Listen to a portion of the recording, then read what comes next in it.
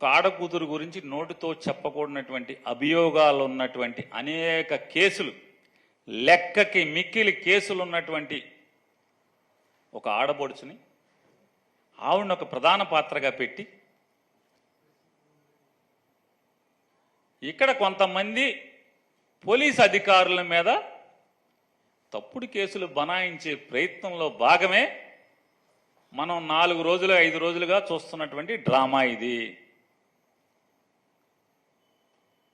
కొంతమంది ఐపీఎస్ అధికారుల మీద ఎఫ్ఐఆర్ దాఖలు చేయడం కోసం నడిపేటువంటి డ్రామానే చంద్రబాబు దగ్గర నుంచి, చంద్రబాబుతో మొదలై మళ్ళీ చంద్రబాబు దగ్గరే అంతం. ఆయనే గెలుతాడు.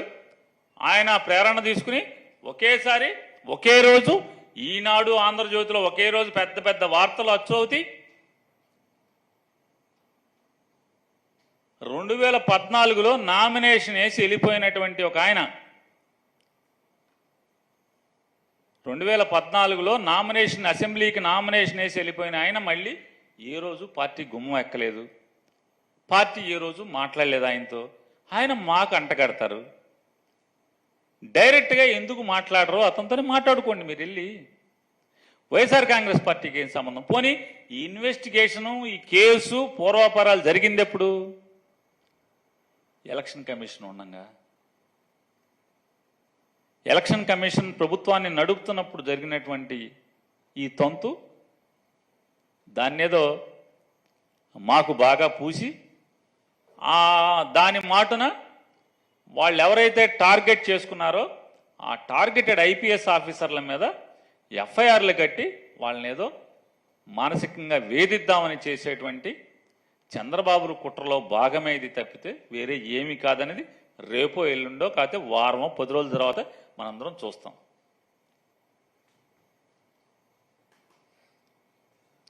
మొత్తం భారతదేశంలో, ఉత్తర భారతదేశంలో ఎన్ని రాష్ట్రాల్లో ఉంటే అన్ని రాష్ట్రాల్లో ఎఫ్ఐఆర్లు ఉన్నట్టుగా చూసుకోండి. మొన్న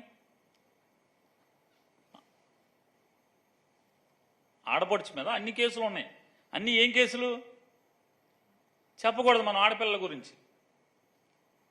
వీళ్ళు ఒక అంటే ఈనాడు జ్యోతి ఆడపడుచుని అడ్డం పెట్టి ఆవిడని తీసుకొచ్చి ఆడిని అడ్డం పెట్టి కొంతమంది ఐపీఎస్ని ముద్దాయిలు చేయాలని చేసుకోండి.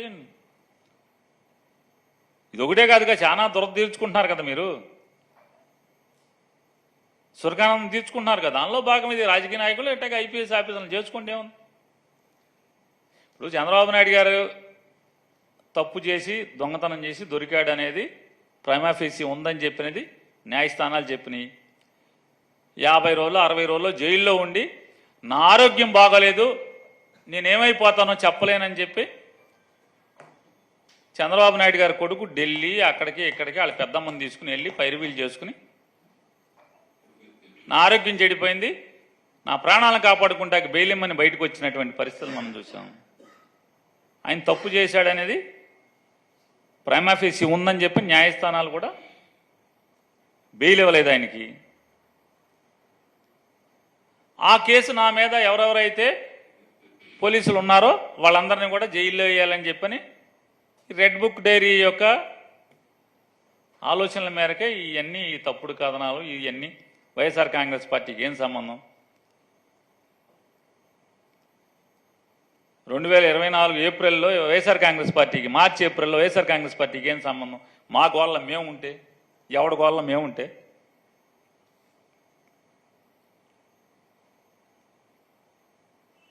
పోనీ మాకేమన్నా ఆయన ఏమన్నా మా నాయకుడా? పోనీ 14 తర్వాత ఎప్పుడు ఆయన మా గుమ్మం ఎక్కలేదు, మేము ఎవరో ఆయనతో మాట్లాడలేదు.